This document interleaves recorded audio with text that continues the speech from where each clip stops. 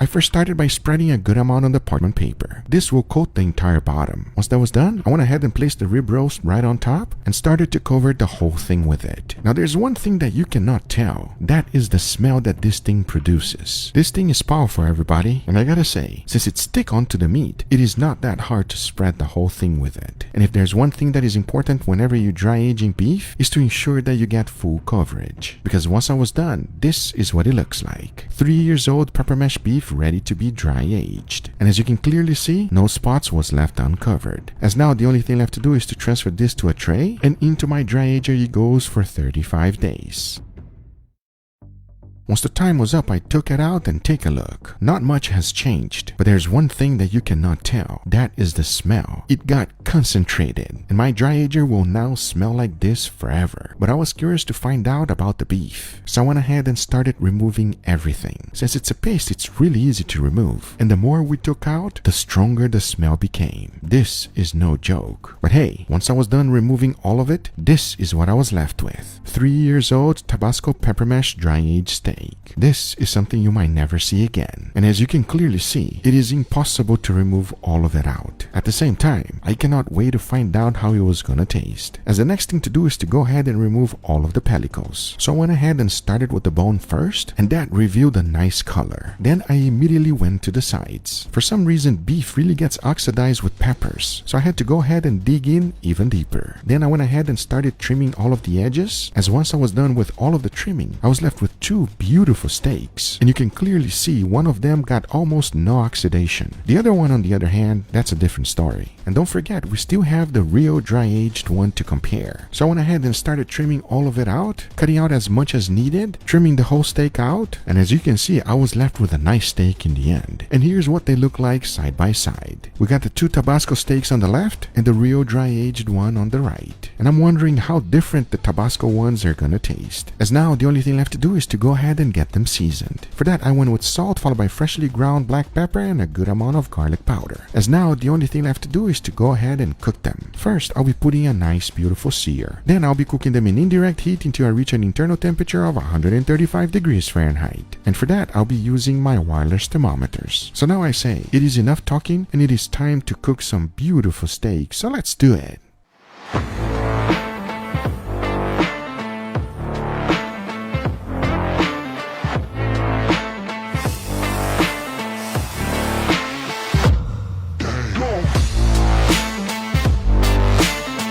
All right, everybody, here we got our beautiful steak. My two taste testers. Are you hungry?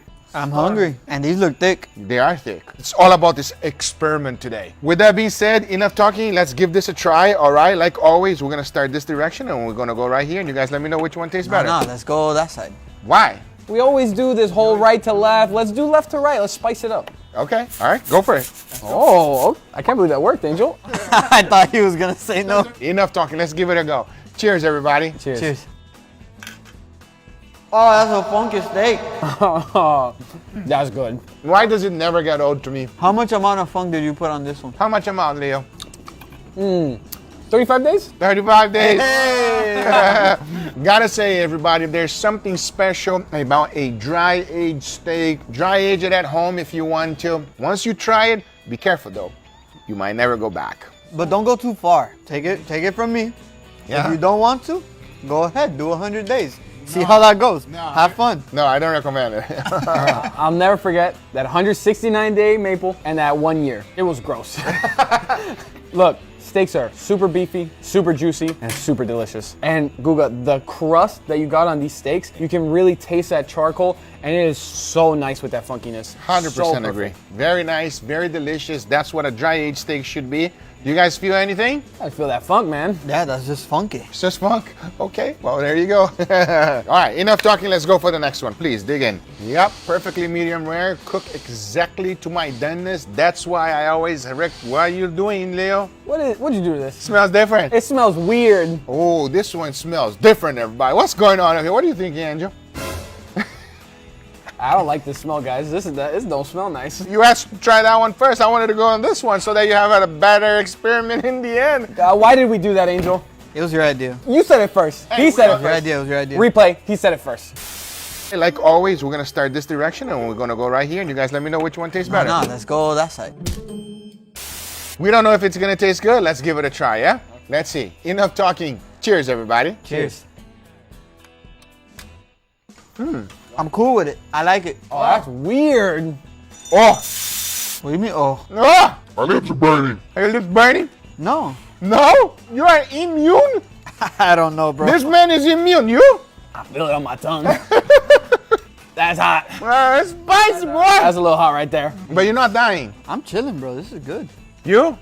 Are you dying? I'm just trying to figure out whether I like this or not. It is a very different taste for a steak. It almost, to me, tastes like a little bit vinegary. Yes. But it's kind of like a subtle vinegar. The beef flavor is still the predominant flavor that you taste, but you do get those hints of vinegar, and I'm not sure if I like it. I like it. It's better. You know what it tastes like for me? Fermented. Yes. That's what it tastes like for me. It's like a That's a good fermented steak, everybody. It's like that steak has been sitting around for over 3 years. You know what I mean? To clarify, the steak hasn't been sitting around for 3 years, right? Yes.